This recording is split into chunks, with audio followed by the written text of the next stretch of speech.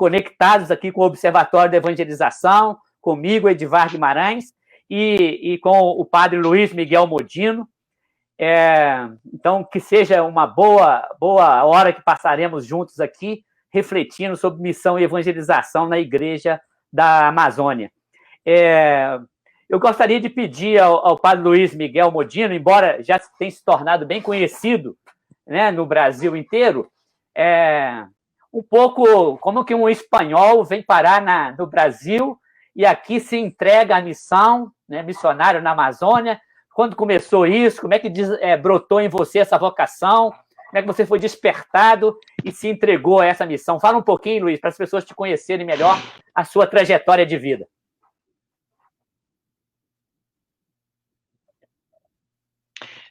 Primeiro, agradecer pelo convite e que você, Edward, no nome do Observatório da Evangelização, fez para a gente, para poder participar deste momento.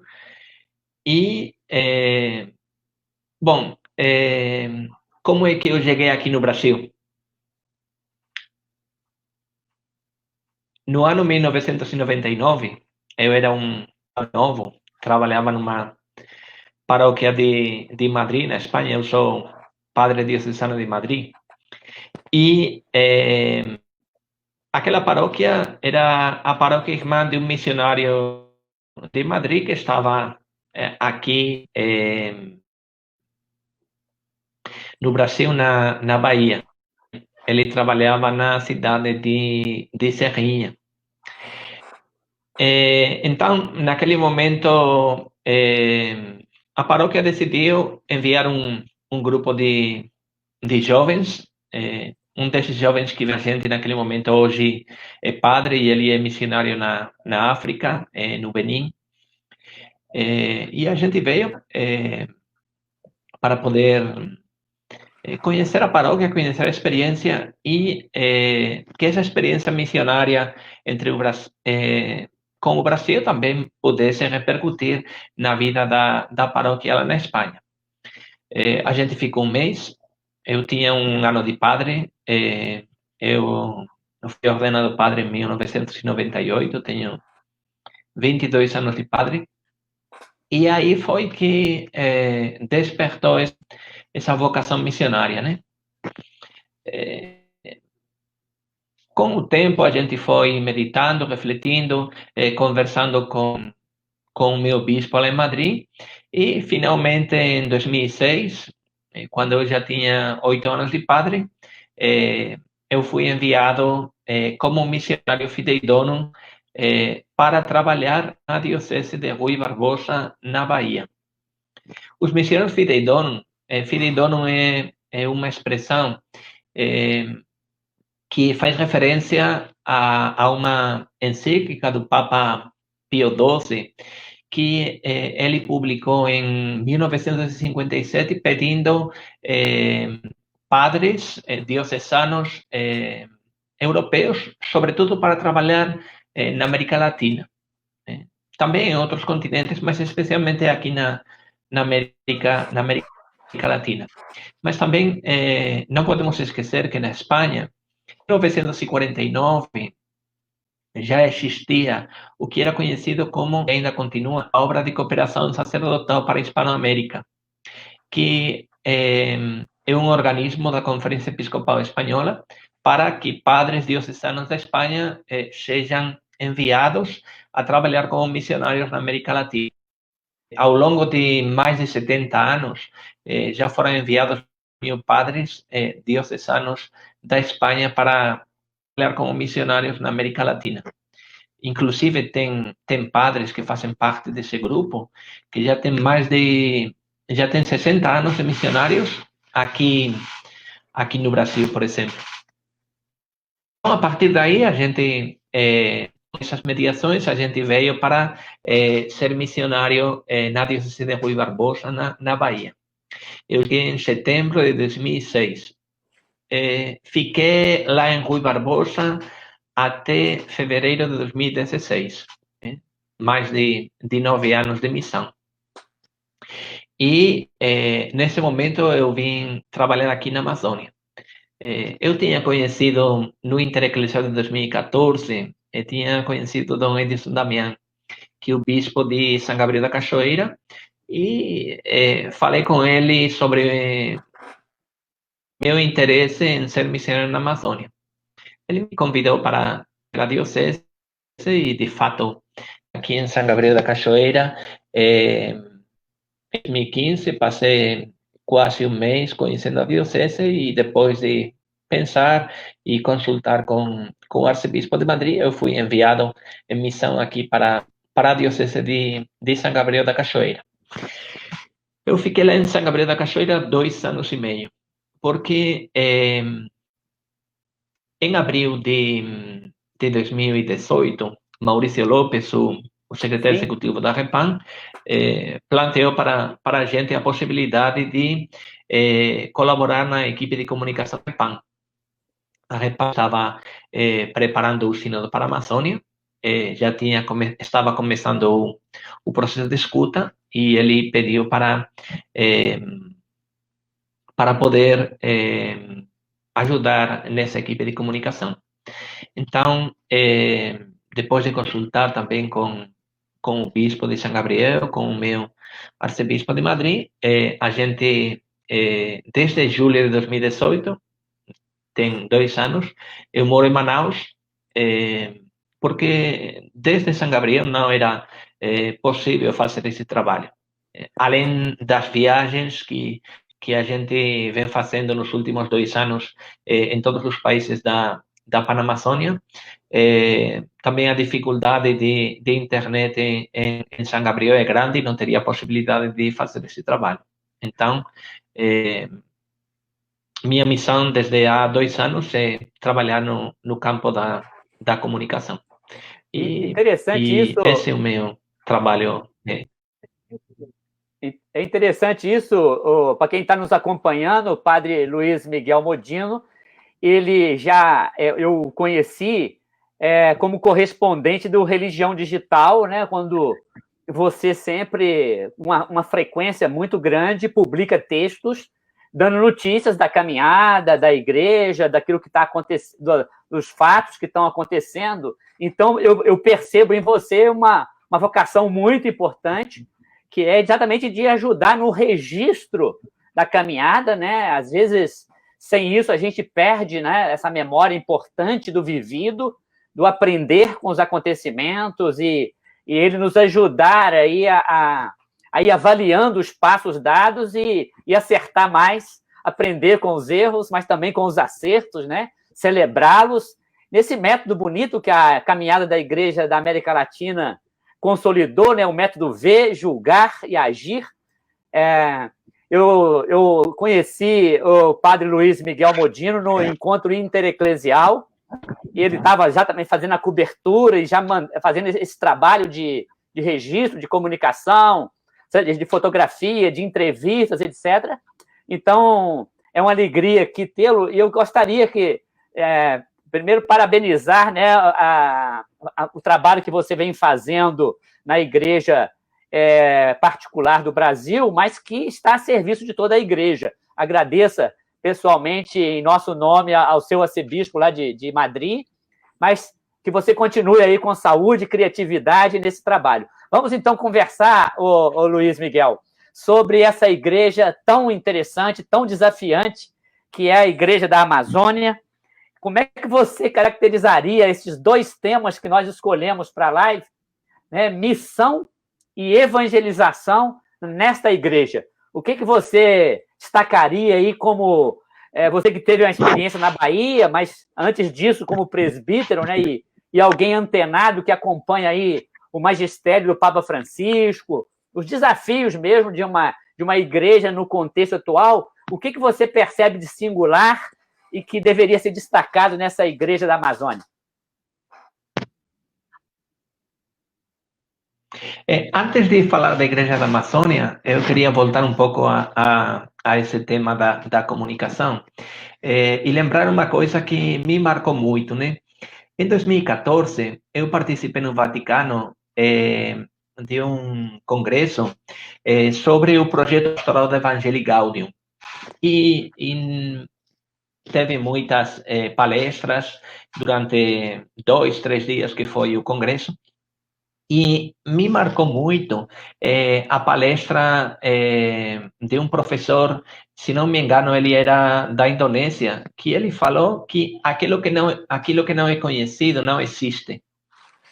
E acho que aí eu estava começando o meu trabalho em religião digital, tinha começado no final de 2013, e aí acho que foi um chamado para mim para visibilizar tantos processos que acontecem dentro da vida da igreja e que muitas vezes não são conhecidos, mas que na medida em que se conhecem vão enriquecendo grandemente a vida e a caminhada da igreja, inclusive se torna um testemunho para uma. Eu acho que nesse sentido a gente tem recebido muito em tantas e tantas pessoas com as que tem conversado ao longo destes anos, sobretudo nestes 2 últimos anos, de recolher um pouco a vida da igreja da Amazônia, né? Bom, acho que a Igreja da Amazônia, desde que a gente chegou, é verdade que nos primeiros anos o meu trabalho não era tão focado na comunicação, mas eu sempre fiz esse trabalho de comunicação, mas sobretudo nos 2 últimos anos que tem sido mais focado nesse campo da comunicação. Olha, falar de Amazônia, a primeira coisa que a gente tem que entender é que a Amazônia é muito grande e com realidades muito diferentes. A Amazônia é praticamente um continente, né? O tamanho da Amazônia e o fato da Amazônia fazer parte de 9 países diferentes, com culturas diferentes, com muitos povos indígenas diferentes, isso dá uma diversidade que enriquece muito.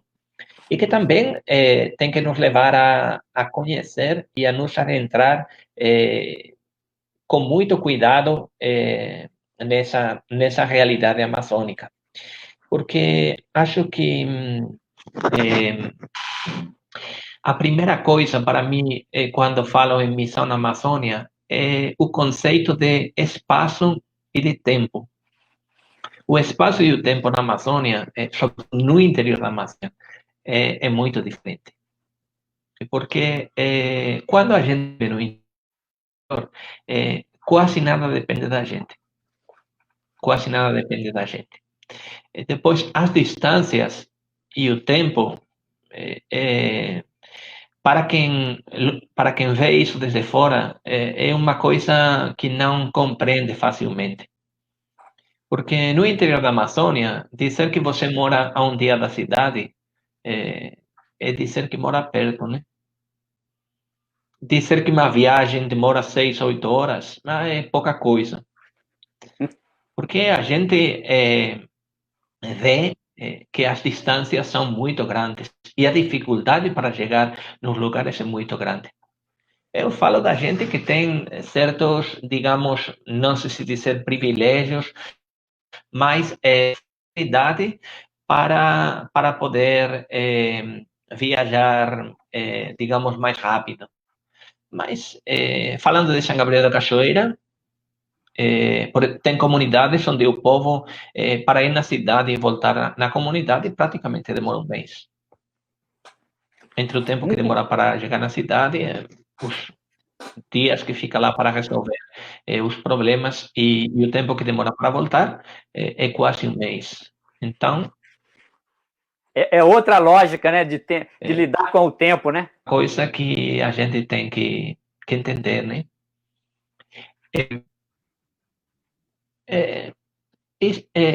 Essa distância, esse tempo é completamente diferente. E a primeira coisa que a gente tem que fazer quando chega na Amazônia é mudar a nossa cabeça, né?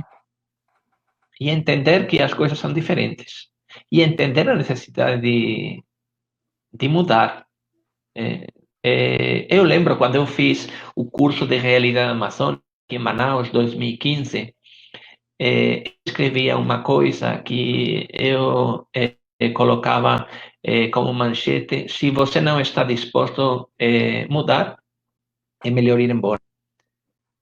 Porque muitas vezes está nos lugares pensando que já sabe de tudo, né? E isso acontece nem só na Amazônia. Acontece em qualquer lugar. Acho que o missionário que tem que fazer é conhecer, estar disposto a conhecer. E, sobretudo, estar disposto a escutar. Porque quem não tem disposto a escutar, eu acho que não tem o direito de falar, né? E muitas vezes nos achamos no direito de falar. E a gente, quando olha para trás, inclusive a experiência de vida e a experiência de missão da gente, a gente entende que muitas vezes falou demais e falou muita besteira, né? Muito legal isso, Luiz. Porque a gente pensa que sabe de tudo, mas... O quê? Estou dizendo que é muito importante isso, essa percepção da escuta, né? Faz parte da missão escutar a realidade, né? Conhecer a realidade, né? Não ir com uma mentalidade pronta, né? Que já tem ao que dizer, né? Sem ouvir. E, de fato, o Papa Francisco sempre insiste muito na escuta, né? E ele é alguém que gosta muito de escutar. O ano passado eu entrevistava um bispo espanhol, que é bispo de Argentina, e conhecia o Papa quando era arcebispo de Buenos Aires, né? Então, diz que quando ele vai em Roma e se encontra com o Papa diz: eu não quero falar, eu quero estar. Quero que você me conte como estão as coisas na Argentina, como estão as coisas na sua diocese, inclusive como estão as coisas na vida dele, né? Uhum. Então, essa disposição para escutar, acho que ele está se tornando um testemunho para a vida da igreja.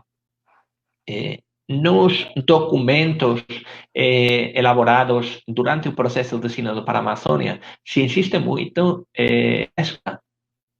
em escutar o povo. Eu sempre digo uma coisa: quando eu acompanhava as comunidades indígenas lá na Diocese de São Gabriel da Cachoeira, a gente fazia o que chama itinerância, né? A itinerância, você pega sua canoa. Eu morei na Diocese de São Gabriel da Cachoeira, praticamente todas as comunidades você chega pelos rios. Só algumas comunidades próximas das cidades, muito poucas, você chega por estrada. Mas nas comunidades, você chega pelos rios. Então, às vezes a gente ficava 8, 10, 12 dias nas comunidades. E eu tinha o costume de ficar um dia em cada comunidade. E eu sempre dizia que o mais importante que a gente fazia nas comunidades era perder o tempo com o povo. Quando eu falo de perder o tempo, eu falo numa mentalidade mais ocidental, né? Porque acontece que, que na mentalidade ocidental você tem que estar fazendo alguma coisa que rende, né? Enquanto em outras culturas, por exemplo, nas culturas indígenas, o convívio, o simples convívio, jogar conversa fora, é um elemento muito importante e muito determinante na vida da comunidade. Então, acho que isso possibilitou que a gente tivesse um convívio com o povo que fazia o trabalho missionário e o trabalho evangelizador, né? Acho que isso é fundamental. Sentar, conversar, porque no final a gente ficava um dia em cada comunidade, né? No mínimo 18, 20 horas na comunidade você ficava. A gente dormia lá, a gente comia lá com o povo, o que o povo oferecia. Pode falar. Isso que você falou é muito importante, que você colocou como uma singularidade que é um desafio da Igreja da Amazônia, mas nós que vivemos num contexto de corre-corre insano, estamos tendo a oportunidade nessa pandemia de rever também a vida que estávamos levando, né? Que imagina a gente não escutar mais uns aos outros, né? Esse ritmo tão acelerado, e às vezes isso acontece dentro da própria igreja, né? A gente querendo tudo para ontem, com essa rapidez, onde a gente nem olha mais as crianças, as realidades das famílias, da nossa realidade política. A gente às vezes fica muito estressado nesse corre-corre. Então, por mais que seja uma singularidade, eu acho que é uma contribuição essa conversa que nós estamos tendo aqui, para que também nós, nos nossos relacionamentos, nas nossas ações evangelizadoras, valorizarmos esse tempo, né, de escuta do outro, de se colocar inteiro na relação com o outro, né? Porque, olha, uma coisa importante é que a cultura ocidental constrói a sociedade a partir do indivíduo, defender os direitos do indivíduo e assim por diante, né? Na cultura indígena, tudo é construído a partir da comunidade. E na construção da comunidade é fundamental a capacidade de escutar. Se você não escuta o outro, se você não tem a capacidade de parar e escutar qual é a proposta do outro, você não vai poder construir a comunidade e em consequência, não vai poder construir sua vida. Numa comunidade indígena, a preocupação pelo outro é a mesma que a preocupação por mim. A gente experimenta isso e descobre que essa dimensão comunitária, que é uma dimensão claramente cristã, e que nos mostra o que o Concílio Vaticano II falava sobre as sementes do verbo, que estão presentes em múltiplos lugares, isso a gente o percebe claramente nas comunidades indígenas. Essa igreja, ou essa primeira igreja que datada no livro dos Atos dos Apóstolos, a gente percebe que é uma realidade que continua sendo vivenciada em muitas comunidades indígenas. Isso tem que nos levar a refletir. Isso tem que nos levar a refletir. E eu acho que o Sínodo para a Amazônia tem nos ajudado, como igreja, a perceber a riqueza que as comunidades indígenas têm para oferecer à igreja. Não só a igreja, como também a humanidade, né? Também, e este tempo de pandemia que a gente está vivendo tem redobrado essa dimensão, né? Isso é muito interessante, Luiz, porque isso me dá a oportunidade de enfatizar que ninguém evangeliza sem se deixar evangelizar, né? Aqui temos entre nós um grande pedagogo, Paulo Freire, que ele fala exatamente nessa dinâmica de aprender e ensinar, né? Ensino-aprendizagem. Eu acho que a gente pode falar isso na catequese, na evangelização, na missão, né? Quer dizer, ninguém que não está disposto a receber não pode dar, né? Receber no sentido de ouvir, de aprender com o outro, né? De se colocar nessa atitude aprendiz. Muito legal isso.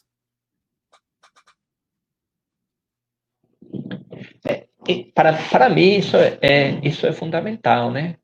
E também, diante de muitas situações da vida do dia a dia, que você experimenta isso. Na Amazônia, sobretudo, vem de fora, depende dos outros para muitas coisas. Para muitas coisas. Essa atitude de eu sei fazer tudo, na Igreja da Amazônia, ou na realidade amazônica, para melhor falar, não faz muito sentido, né? E é por isso que nós devemos entender que somos obrigados não por uma obrigação externa, e sim por uma obrigação que nasce de nós mesmos, a estar dispostos a aprender com os outros e a descobrir a riqueza que os outros têm a nos comunicar.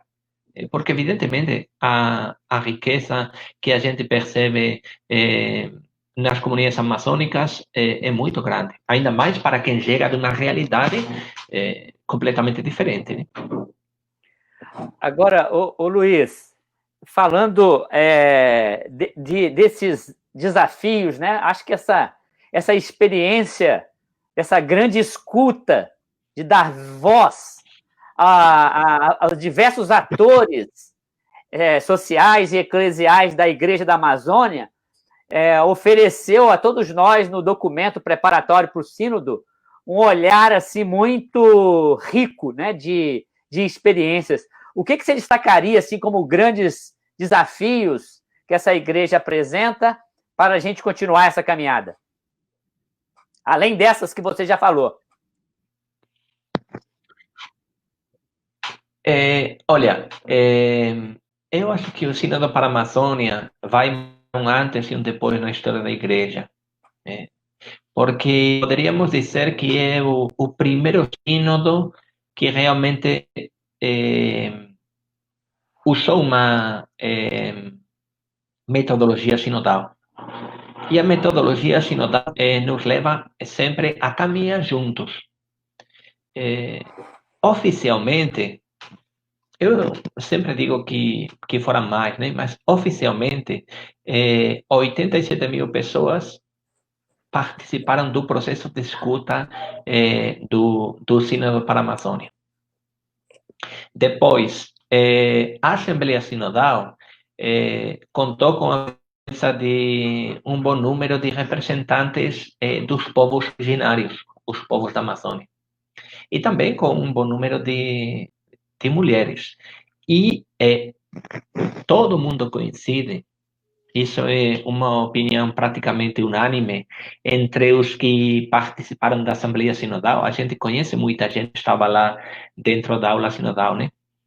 Quem marcou a linha da Assembleia Sinodal, para melhor falar, foram os povos indígenas e as mulheres. As intervenções que mais tocaram o povo, inclusive bispos, cardeais, foram as intervenções dos povos indígenas e das mulheres. Talvez porque eles tinham mais liberdade para falar, né? Não se preocupavam com essa, digamos, estrutura social que muitas vezes pode preocupar a quem faz parte dela, né? No final, os povos indígenas estavam lá para defender a vida dos povos. Para eles, o futuro da Amazônia e o futuro da Igreja da Amazônia de sobrevivência. Também, entre as mulheres que estavam lá, tinha gente que é missionária na Amazônia há muito tempo e que tem dado a vida pelas comunidades da Amazônia. E isso também faz que sintam essa vida dos povos como algo que estão dispostos a defender até com o próprio sangue, né? Então, acho que isso é um elemento fundamental e que marca também o futuro da vida da igreja. A igreja na Amazônia não pode continuar sua missão virando as costas para os povos indígenas. Os povos indígenas não são os pobres coitados a quem a gente vai evangelizar, e sim aqueles com quem, a partir de um processo de escuta, a gente constrói o futuro da igreja e o futuro da humanidade, que começa pelo cuidado da casa comum, pelo cuidado da mãe e irmã terra, que é um elemento fundamental na vida dos povos indígenas e que estão dispostos a defender até com a própria vida. Um segundo elemento que é fundamental e que é um desafio, a Igreja da Amazônia não tem nada a fazer sem as mulheres. O rosto da Igreja Católica cada vez é mais feminino, mas na Amazônia essa é uma realidade ainda mais clara. Muitas comunidades se sustentam, e isso é recolhido no documento final e em Querida Amazônia, pelo trabalho constante no dia a dia das mulheres. Muitas religiosas, muitas missionárias leigas, mas, sobretudo, muitas mulheres que conduzem, sustentam, dinamizam a vida das comunidades da Amazônia. Então, acho que isso é fundamental. E é fundamental não só no interior da Amazônia, como nas cidades, sobretudo na periferia. Aqui em Manaus, a gente vê que muitas comunidades da periferia estão sustentadas pelas mulheres. E sem as mulheres, essas comunidades provavelmente já não estariam presentes.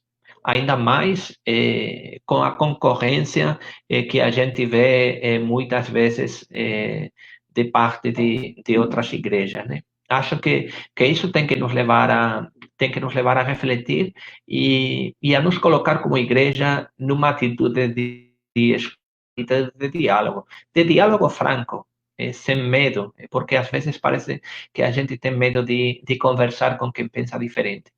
Acho que na medida em que a gente conversa desde a honestidade, desde posturas claras, a gente pode chegar no entendimento. Quando a gente se fecha, quando a gente se acha dono da verdade, que é uma atitude que, infelizmente, às vezes está muito presente no clero, isso faz com que as nossas comunidades se esvaziem, né?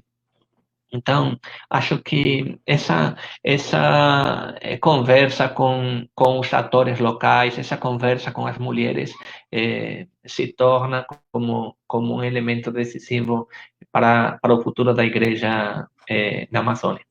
Ô, Luiz, eu agradeço muito essa sua ênfase, porque fica claro aí que não dá mais para a gente ou insistir, como a gente vê em muitos lugares, com uma compreensão de evangelização autorreferencial, né? Pensando numa espécie de proselitismo, de aumentar o número de fiéis, mas uma igreja que evangeliza na medida em que dá as mãos e compromete com o cuidado com a casa comum, com a defesa da vida, da dignidade, né?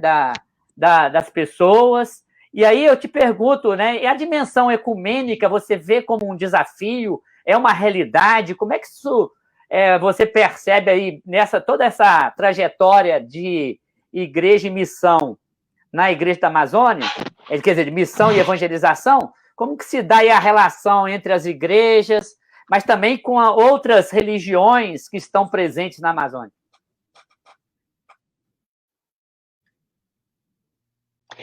Eu acho que sempre devemos partir da necessidade de procurar o diálogo, que é uma atitude que nem sempre a gente tem, porque muitas vezes temos uma atitude mais beligerante, uma atitude mais competitiva com aqueles que, sendo cristãos, vivem sua fé em outras igrejas. A gente sabe que a proliferação de igrejas evangélicas é muito grande na Amazônia, como acontece em tantos cantos do Brasil. Mas também a gente tem que entender que quando a gente não se faz presente, quando a gente fica distante da vida do povo, o povo procura outros lugares onde poder vivenciar a sua fé. Nesse sentido,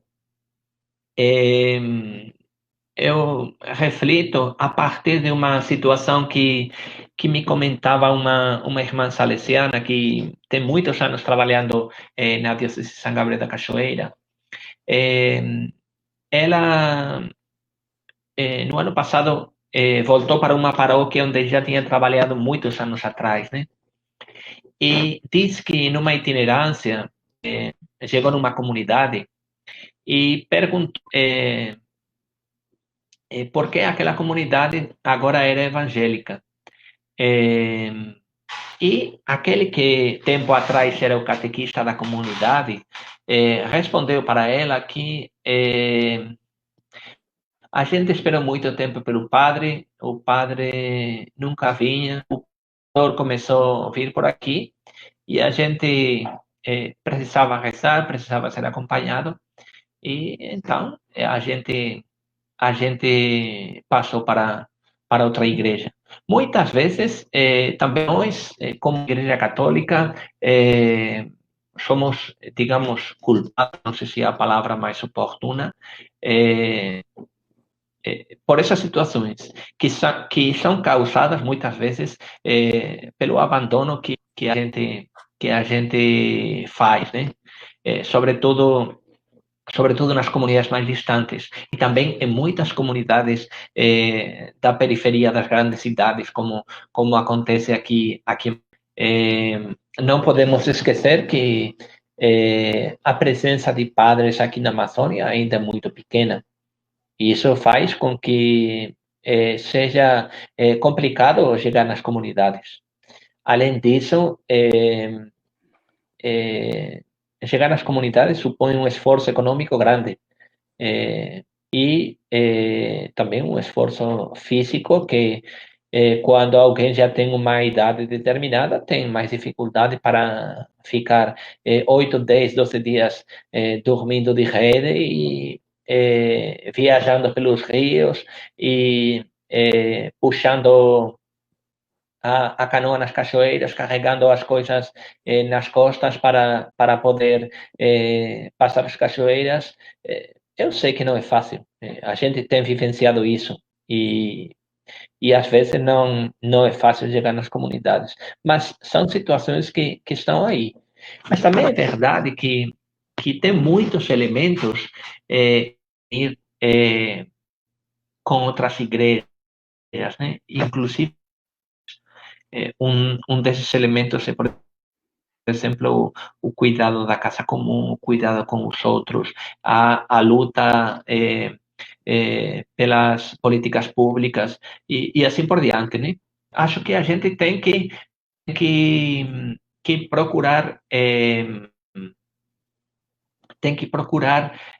aqueles que estão dispostos a somar. Hoje eu publiquei uma matéria depois de uma longa conversa que eu tive com Luiz Lieberman. Luiz Lieberman é um judeu argentino que ele é amigo do Papa Francisco desde 2003.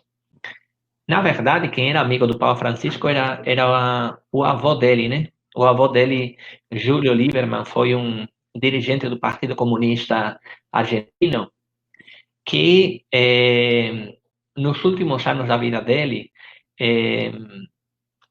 pegou como bandeira a defesa dos aposentados. E naquele tempo, Bergoglio, estamos falando do início da década de 90, era bispo auxiliar de Buenos Aires e acompanhava a pastoral da terceira idade. E aí, nessa defesa comum, um judeu comunista com o bispo auxiliar de Buenos Aires se juntaram para defender os direitos das pessoas idosas, né?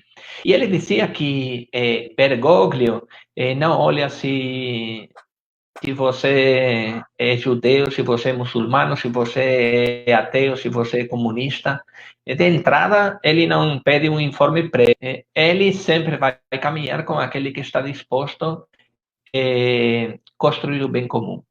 Acho que atitude fundamental se nós queremos feminismo, se nós queremos falar de diálogo interreligioso.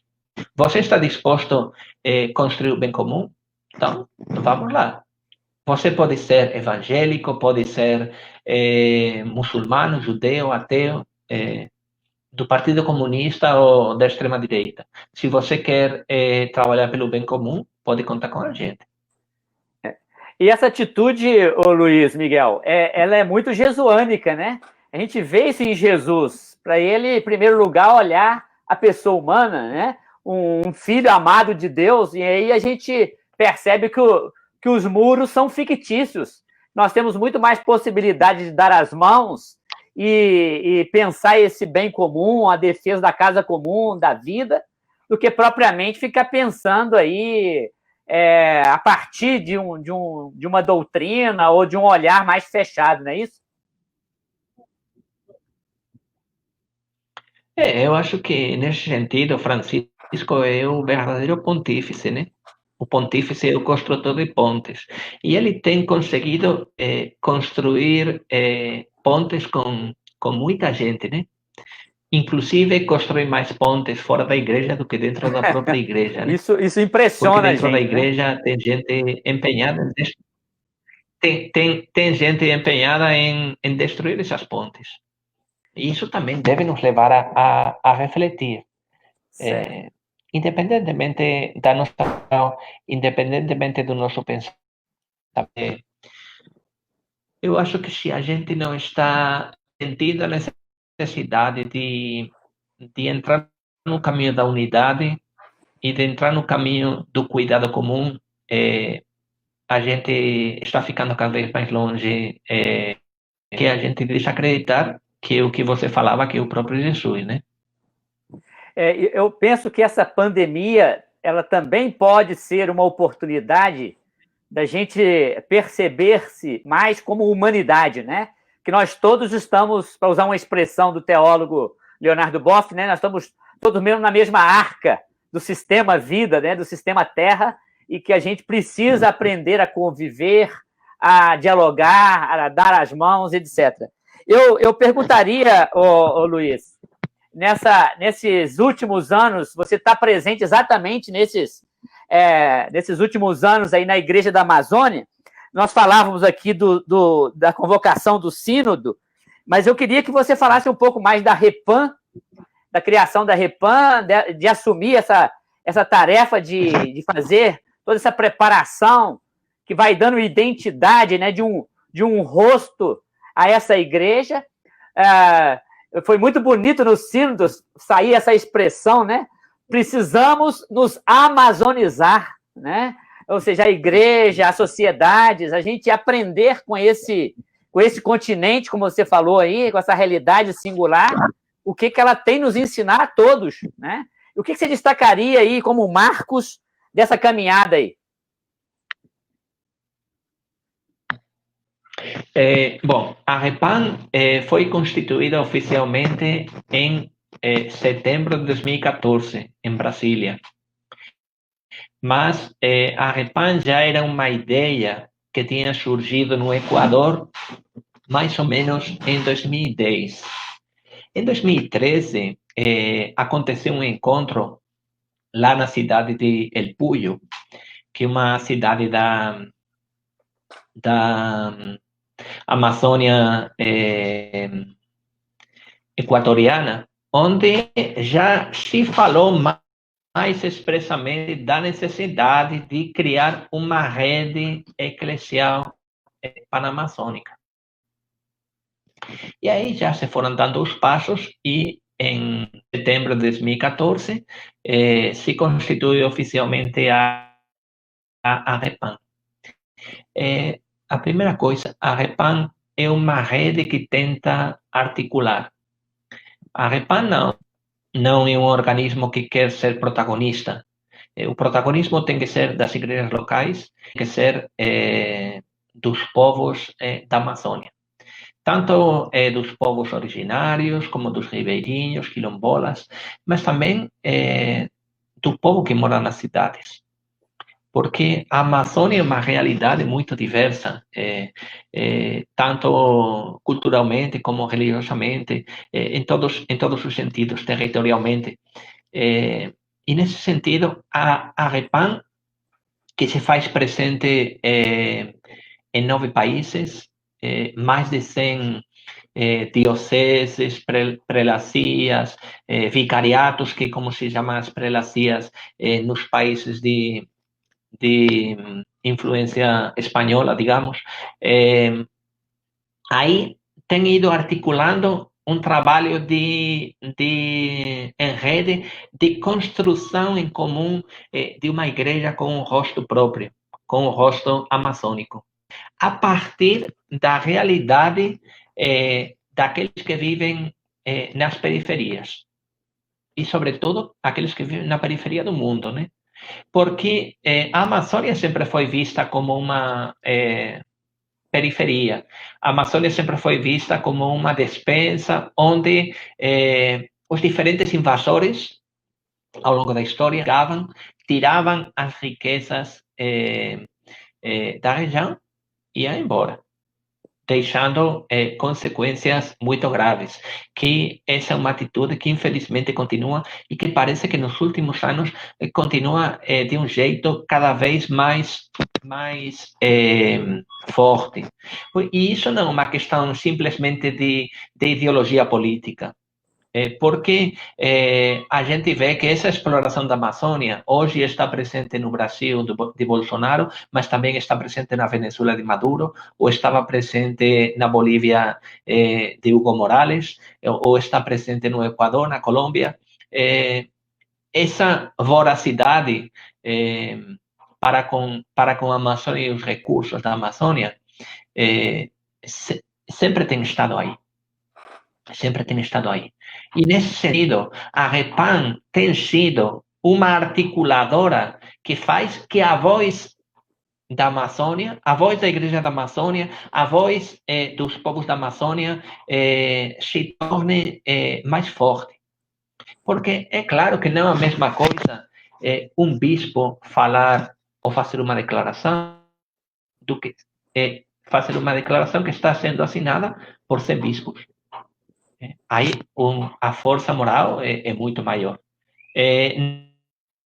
Não é a mesma coisa fazer uma declaração onde é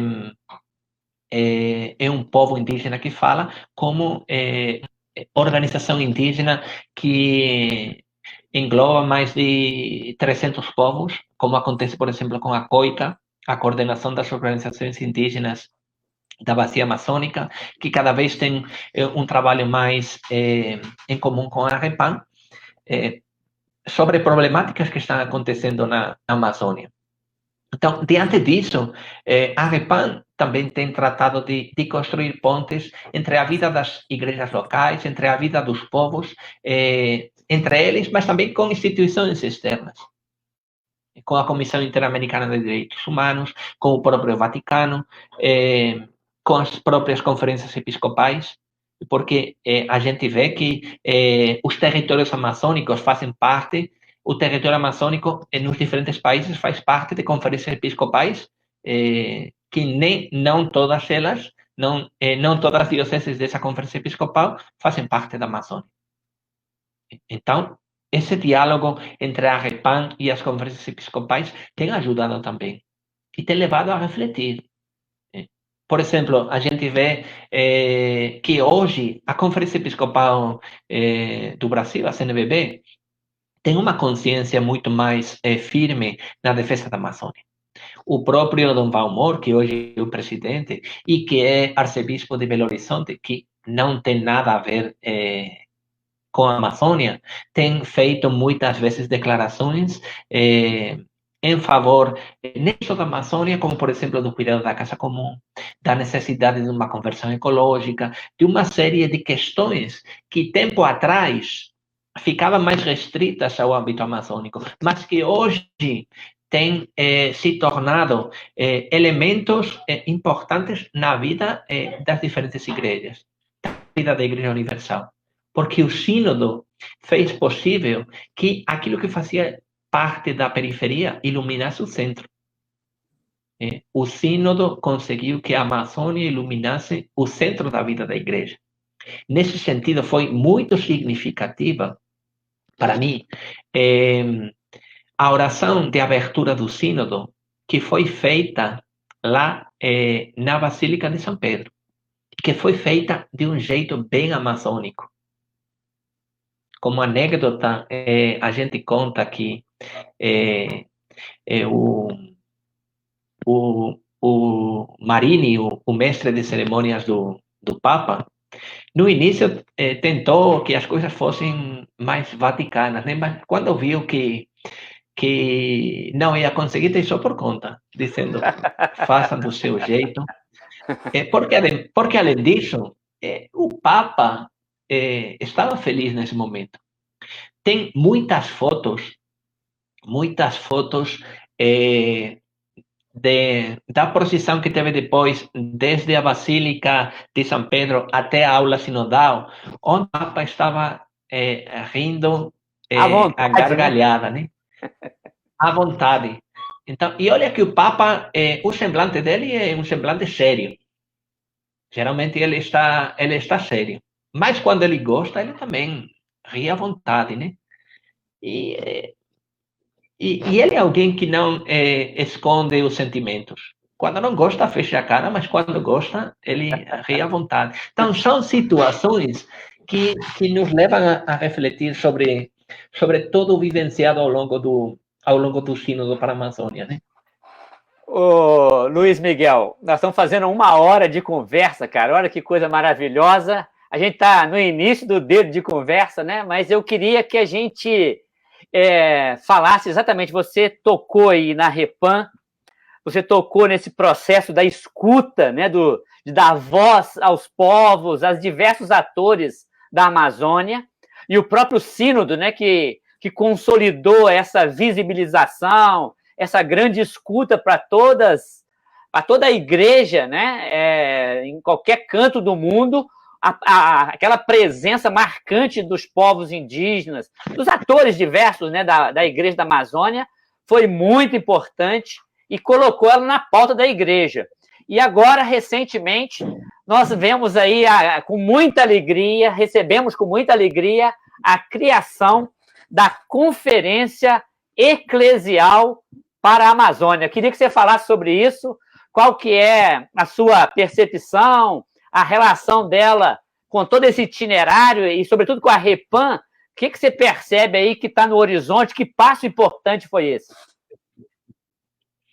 Olha, a Conferência Eclesial da Amazônia é uma coisa completamente nova. E isso foi uma orientação, mesmo que eu digo que o Papa nunca dá orientações, do Papa Francisco. Dom Cláudio Umes tem reconhecido isso. Que quem orientou o nome foi o Papa Francisco. No documento final do Sínodo para a Amazônia, onde se recolhem mais de 150 propostas, uma das propostas é a criação de um organismo episcopal. Lá diz que um organismo episcopal. Francisco diz, não um organismo episcopal. Vamos fazer uma conferência eclesial com estatutos, aprovada pelo Vaticano. Ainda não foi aprovada, estão sendo elaborados os estatutos, depois vão ser estudados no Vaticano, vão fazer todos os estudos para respeitar tudo que diz com respeito ao direito canônico e aquilo que faz parte da vida da igreja. Mas dessa conferência eclesial, no mínimo do seu início, já fizeram parte representantes da Cúria Romana. Lá tinha, se não me engano, 4 cardeais da Cúria, Baltiseri, Ouellet, Tagle e Terni. Tinha representantes de todas as conferências episcopais que fazem parte da Amazônia, as 7 conferências episcopais, porque a Guiana Francesa, a Guiana Inglesa e o Suriname fazem parte de uma só conferência episcopal. Tinha representantes de todas as conferências, um bispo de cada conferência. No caso do Brasil, 2 bispos, que eram Dom Neri Tondelo, o bispo de Juína, e Dom Leonardo Steiner, que é o o nosso arcebispo aqui em Manaus, tinha representantes da Caritas Latino-Americana, o bispo, o Dom José Luis Azuaje, que é um bispo venezuelano, que agora é o presidente da Caritas Latino-Americana. Tinha o presidente do CELAM, que é o Dom Miguel Cabrejos, um peruano. Tinha o presidente e vice-presidente da REPAN, também, que é Dom Cláudio Umes e o cardeal Barreto, e também o secretário executivo, que é o Maurício Lopes. Tinha também a presidenta da CLAR, que é a irmã Liliana, uma mulher, já faz parte dessa conferência, a irmã Liliana, mas não só ela. Tinha também 3 representantes dos povos indígenas. E desses 3 representantes dos povos indígenas, 2 são mulheres, que é a irmã Laura Vicunha, que é uma catequista franciscana brasileira, que mora em Porto Velho, trabalha no Cine. Tinha a Patrícia Gualinga, que é considerada hoje como uma das 10 mulheres mais comprometidas no mundo na defesa do meio ambiente. E tinha também um indígena do Peru, do povo Axánica, o Delio Chiticonatsi. Então, já não é mais uma conferência episcopal. É uma conferência eclesial, onde tem bispos, é claro, os bispos fazem parte da vida da igreja, mas onde também tem a vida religiosa e onde também tem os leigos e onde também tem os representantes dos povos da Amazônia. Para mim, isto é um experimento de futuro. É um teste. O Papa Francisco, em 2013, lá no Rio, quando ele se encontrou com os bispos brasileiros, falou para eles que a Amazônia era um banco de provas para a Igreja do Brasil. Ele agora está fazendo isso com a Igreja Universal. Francisco quer que a sinodalidade se instale na Igreja. Ele quer que a sinodalidade se instale na Igreja. E numa Igreja sinodal não pode ser só uma Igreja episcopal. Não pode ser só uma Igreja clerical. É uma igreja onde os diferentes estados da Igreja se fazem presentes. Onde se faz presente os bispos do Vaticano, mas também os bispos da região, onde se fazem presentes a vida religiosa, e no caso da CLAR, a presidenta da CLAR está representando a vida religiosa, que na Igreja da Amazônia é decisiva, porque a presença da vida religiosa na Amazônia historicamente e atualmente foi muito determinante, mas também se faz presente os leigos, essa igreja povo de Deus, essa igreja sinodal, e a igreja que Francisco quer fazer realidade não na Amazônia, ele quer fazer realidade no mundo todo. Isso surge a partir da periferia. Olha, voltando a Luiz Lieberman, que eu lhe falei antes, ele definia Francisco como um peregrino das periferias. E ele dizia uma coisa que eu achei muito interessante. Quando Bergoglio tem consciência de que tem que fazer alguma coisa, ele faz, mesmo que para fazê-la tenha que percorrer um caminho mais longo. E olha, ele sempre falou, muitas vezes falou, que as mudanças não vêm de cima para baixo. As mudanças vêm de baixo para cima. E as mudanças que permanecem não são aquelas que são determinadas por uma pessoa. Neste caso, o Papa. O Papa teria autoridade para dizer a partir de hoje a igreja vai ser assim. Mas isso corre um risco sério de acabar quando este Papa acabar, né? Mas quando as mudanças são fruto de uma reflexão, de um discernimento em comum, a gente vê que essas mudanças perduram no tempo e vão além das pessoas que deram o primeiro passo. Isso é decisivo na história da igreja. E acho que, nesse sentido, a Conferência Eclesial da Amazônia pode ser um divisor de águas para o futuro. E eu digo, isto já é uma afirmação pessoal que eu faço e que está na minha cabeça desde o dia 29 de junho, né? O futuro da igreja vai ser, não vai ser de conferências episcopais, vai ser de conferências eclesiais. Isso não vai acontecer amanhã, mas vai acontecer. Não sei se daqui a 20, 30, 40 anos, mas vai acontecer. O outro dia alguém me dizia, não, 20, 30 anos é muito tempo. Eu falei, não é muito tempo. 20, 30 anos na história da igreja é nada. E é o tempo necessário para não ter rupturas. Porque se avançar muito rápido provoca uma ruptura da igreja, um cisma, isso não faz sentido. Ainda menos na cabeça de alguém como o Papa Francisco, que sempre luta pela unidade, pela sinodalidade, por caminhar juntos. E, sobretudo, por escutar e discernir. Nunca esqueçamos que Francisco é jesuíta e, mesmo sendo Papa, continua sendo jesuíta.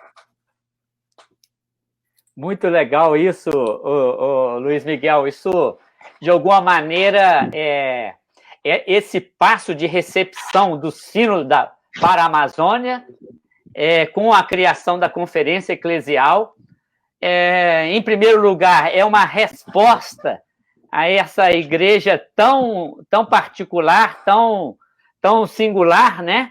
Com as suas exigências, mas está aí uma semente que eu julgo do Espírito Santo, que estrategicamente vai fecundar toda a caminhada da igreja, né?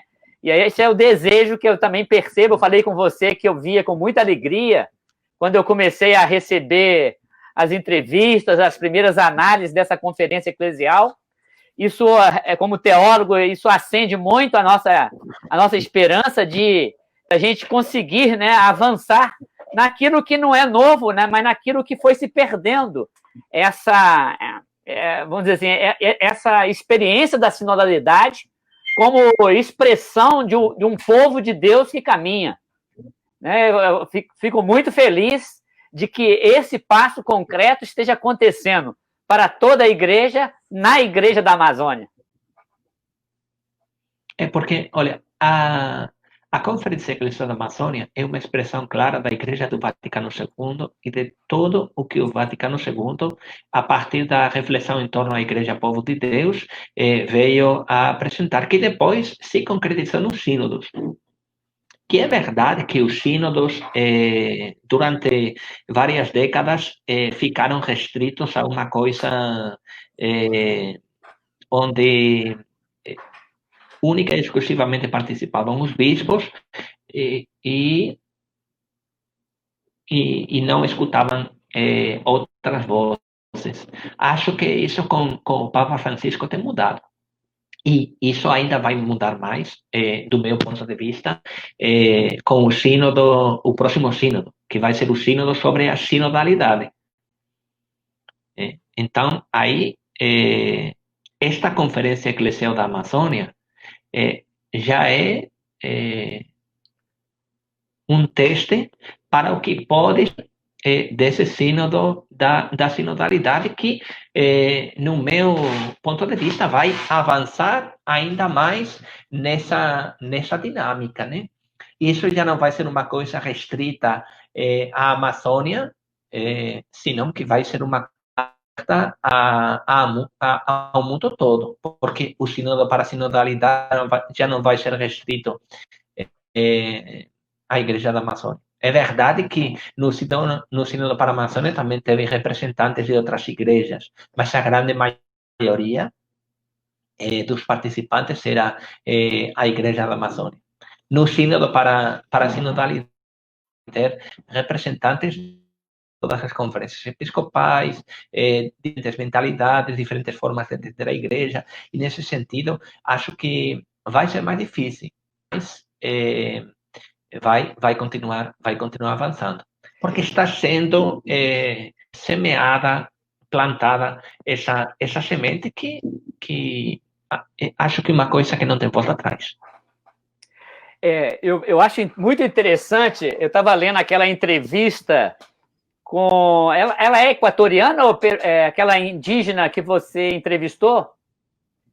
Para quem está nos acompanhando, o Padre Luiz Patrícia Gualenga. Isso, o Padre Luiz Miguel tem sido um parceiro aqui no Observatório da Evangelização, e a gente tem feito a publicação bilíngue, isso é muito interessante, porque se a gente pensa hoje em Amazônia, não dá para pensar mais só em português, né?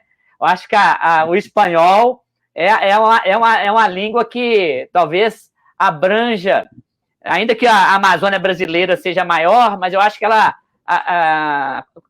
conduziria a um processo de maior coesão. Mas, independente disso, essa indígena, essa liderança, ela vem ela fala de um lugar muito interessante, porque não é um lugar estritamente eclesiástico. É uma nova percepção que ela mesma coloca. Olha, eu estou aprendendo também, mas eu sou uma liderança que trago, né, uma voz que é de muitos povos, né? Então ela tem essa consciência que você falava da coletividade, né, da defesa da vida. E eu acho que a conferência ela vai ser realmente uma amostra daquilo que pode se tornar, né, uma igreja que faz a opção consciente, clara, para caminhar na direção da sinodalidade.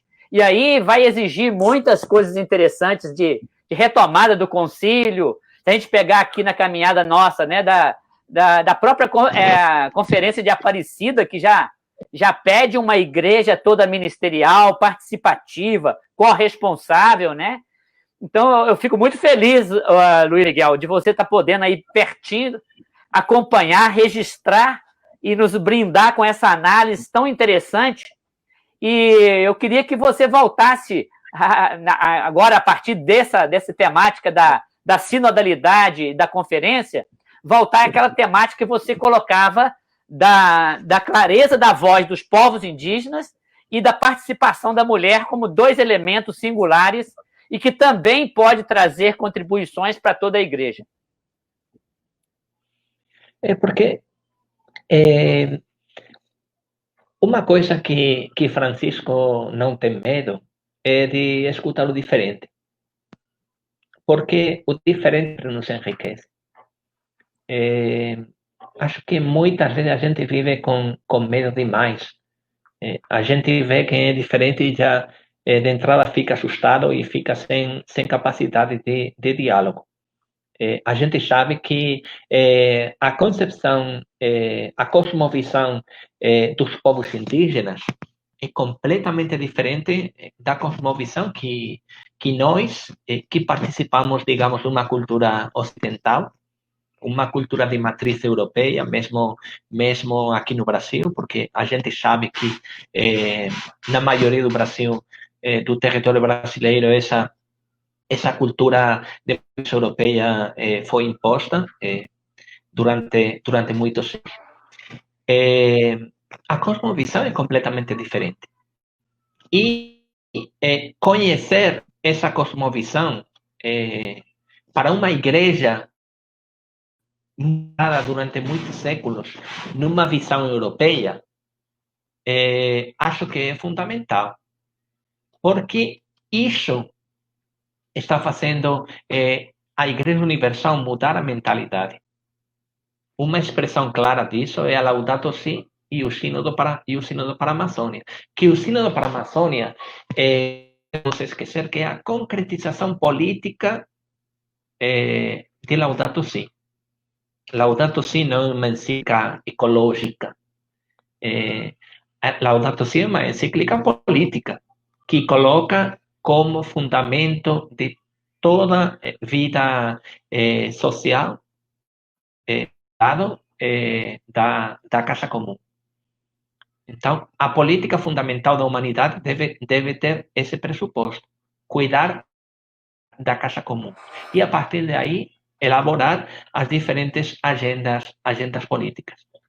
Então, isso no que faz referência aos povos indígenas. No que faz referência às mulheres é completamente diferente da visão dos homens. O universo feminino é completamente diferente do universo masculino. E numa igreja secularmente dominada pelos homens, onde as mulheres simplesmente tiveram um papel subserviente, dizer que a mulher tem capacidade de falar de igual para igual, nem só com o homem, como com alguém que, digamos, ocupa um alto rango no organigrama eclesial, como pode ser um cardeal, isso para muita gente é um escândalo. Porque, olha, ninguém vai poder dizer cala a boca que você é mulher, que é uma expressão que, infelizmente, tem sido repetida muitas vezes na história da igreja e que, inclusive, hoje, a gente, às vezes, ainda escuta, né? Dizer, cala a boca que você é mulher, eu sou padre, eu sou bispo, eu sou cardeal. Acho que essa possibilidade de diálogo de igual para igual é uma novidade fundamental, que esse diálogo já se deu no Sinal para a Amazônia e que agora é verdade que ainda na Conferência Eclesial a presença masculina é muito, muito maior, mas também já tem essa presença feminina. Essa presença feminina que, do mesmo jeito que aconteceu na Assembleia Sinodal, acho que vai se tornar decisiva, porque vai ter a capacidade de oferecer uma visão da realidade que até agora não era contemplada dentro da igreja ou não era valorizada dentro da igreja, que é a visão feminina. Muito, muito legal isso, e realmente, como eu disse, isso alimenta o horizonte de esperança e a gente percebe aí essa sabedoria do Papa Francisco de não ficar tanto, talvez, como você colocava, né, tomar decisões por decreto, mas fazer com que a igreja local, e nesse caso a igreja da Amazônia, assuma esse lugar de sujeito da sua caminhada, né, que pense e assuma essa responsabilidade de responder os desafios dela. Claro, e isso vai servir exatamente como um fermento, né, do Espírito Santo, esperamos, para que toda a igreja seja fecundada e aprenda que é possível outra igreja, né? Como fala o lema, né? Outra igreja é possível, mais feminina, mais plural, mais dialogal, e isso é muito bom, né? Acho que isso acende aí no horizonte passos que precisam ser dados para que essas decisões signifiquem impulsos, né? E não é a chegada, né? Eu achei legal, numa das entrevistas, se não me engano, um desses também que está aí na coordenação da conferência, ele fala assim, não, isso foi apenas um passo, né? E agora cabe a essa instituição impulsionar a caminhada, não é isso? Também porque a Conferência Eclesial não vai ser uma coisa restrita àqueles que estão lá. Quem está lá está representando diferentes instituições. E essa Conferência Eclesial da Amazônia vai ter um diálogo muito fluido, tanto com a PAN, como com o CELAM, como com cada uma das conferências episcopais que fazem parte da região amazônica, assim como com a vida religiosa, com a CLAR, a Conferência Latino-Americana de Religiosos, e com a Caritas Latino-Americana. No final, lá é espaço de reflexão que recebe a vida das diferentes realidades presentes na Panamazônia e, ao mesmo tempo, vai elaborando propostas que depois vão sendo discutidas, vão sendo refletidas, vão sendo discernidas nos diferentes locais da Amazônia, né? Que foi o processo que foi desenvolvido durante o processo sinodal, que continua sendo, porque o Sínodo para a Amazônia ainda não acabou. Agora estamos vivendo um momento mais importante, que é verdade que tem se visto um pouco freado com a pandemia, que está impedindo chegar nos diferentes lugares, mas também é verdade que a igreja está se reinventando e a igreja da Amazônia também está se reinventando e procurando novas estratégias para avançar nesse caminho sinodal, né? Então, eu acho que essa dinâmica que se estabelece agora a partir da Conferência Eclesial da Amazônia vai dinamizar a vida da igreja da região e, a partir daí, vai se tornar em um modelo, uma referência para a Igreja Universal. Para a gente, caminhando para o encerramento, infelizmente o tempo, né, nos controla nesse sentido aqui, né, daquilo que a gente combinou dessa live, mas eu queria que você terminasse uma mensagem final, mas a partir da provocação de quem estava participando conosco aqui, a Rita. Outras pessoas, a Gisele agradeceu esse momento de aprendizado, mas a Rita nos provocou, e o Flávio, né? A Rita falava de que nós todos precisamos aprender o bem viver, né? Fazendo a referência aí, talvez, à sabedoria dos povos originários. E o Flávio dirige a você aí, não sei se você viu, o Padre Luiz, o Padre Alberto Antoniazzi, em seu livro Por que o Panorama Religioso no Brasil Mudou Tanto, ele fala do problema do número de presbíteros, né? De párocos para cada fiéis, talvez seja um problema. Foi naquele contexto que você falava aí de que o padre demorou muito a chegar e a comunidade tinha pressa no seu acompanhamento, né? E aí a proximidade de outra igreja fez a diferença. Ninguém perdeu, acho que ganhou todo mundo, mas faz a gente pensar nessa igreja que é toda corresponsável, né? Que toda ministerial. Gostaria que você falasse, e aí a mensagem final sua. Olha, muita gente ficou decepcionado porque em Querida Amazônia não apareceu uma referência explícita ao tema dos Viri Provati, né? Mas quem afirmou isso não leu a exortação apostólica. E não digo que não leu a exortação apostólica porque nos primeiros números o Papa Francisco diz que todo recolhido no documento final do Sínodo para a Amazônia, ele o assume como próprio. Quer dizer, o documento final do Sínodo para a Amazônia passa a ser entendido como doutrina pontifícia. Então, não é só Querida Amazônia, é Querida Amazônia e documento final do Sínodo, que se torna um texto só. E lá aparece que isso vai ser discutido. E sem dúvida vai ser discutido. Sem dúvida vai ser discutido. E o lugar onde isso vai ser discutido é na Conferência Eclesial da Amazônia.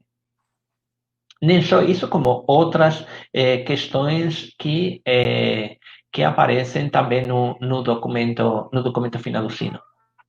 Dentre elas, a Universidade Amazônica. Dentre elas também o tema dos seminários. Porque se nós queremos uma igreja sinodal, devemos começar a colocar na cabeça dos seminaristas, que serão os padres do futuro, a necessidade de uma igreja sinodal. O tema da ministerialidade e assim por diante. São mais de 150 propostas, né? que não vão ser resolvidas daqui para amanhã, mas que, com certeza absoluta, na medida em que sejam uma voz presente na Igreja da Amazônia, nos próximos anos, isso vai ser refletido dentro da Conferência Eclesial da Amazônia, onde, repito, estão representados 4 dicastérios do Vaticano. Então, 3 dicastérios e a Secretaria do Sínodo. É o dicastério ou 4, está também a Caritas Internacional, que o Tagle é o presidente, a Evangelização para os Povos, o Dicastério de Desenvolvimento Integral, o Dicastério do Clero. A Cúria Vaticana está presente na Conferência Eclesial. Então, essas discussões vão ir para frente. A gente sabe que não é fácil, porque as visões da igreja são diferentes, mas quem está aí não vai ter medo de discutir e de defender aquilo que pensa que deve ser defendido como novos caminhos para a igreja, né? Então, e nesse sentido, aprender com os povos originários, que também estão representados nessa Conferência Eclesial da Amazônia, e que tem como princípio fundamental de vida o bem viver. E o bem viver é bem viver para todos. É cuidado da pessoa, mas também cuidado da mãe terra, é cuidado do indivíduo, mas também é cuidado da comunidade. Se aquele com quem eu convivo não vive bem, eu não posso me sentir bem. Então, tudo isso vai fazer parte, vai estar cada vez mais presente na reflexão da igreja, em princípio da Igreja da Amazônia, mas sem demora da Igreja Universal daqui em diante. Luiz Miguel, muito obrigado. Em nome do Observatório da Evangelização, da Igreja aqui de Belo Horizonte, onde se situa o Observatório, é com muita alegria que tivemos essa conversa. Conte com as nossas orações para que essa conferência eclesial da Amazônia, ela de fato seja isso que nós estávamos conversando aqui, que ela consiga fecundar, né, o sínodo sobre sinodalidade com uma visão rica já de passos dados e o quanto que a igreja ganha assumindo a sinodalidade como uma experiência realmente eclesial. Então, muito obrigado. Estaremos unidos e contamos aí com a continuidade dessa parceria sua, com entrevistas maravilhosas, com esse trabalho de registro. E, como eu disse, estaremos sempre ligados aí no mesmo serviço do segmento de Jesus. E a essa igreja que se assume cada vez mais como o povo de Deus. Muito obrigado, Luiz Miguel Modino.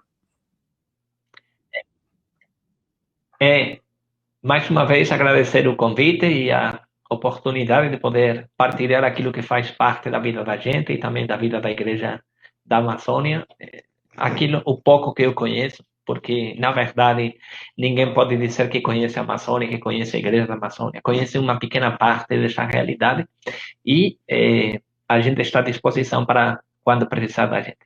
Um abraço para todos desde aqui, desde Manaus. Eu termino aí lendo o cumprimento de alguns participantes, né? A Marinês, que é catequista, ela e a Rita estão nos acompanhando. Excelente live, muito esclarecedora.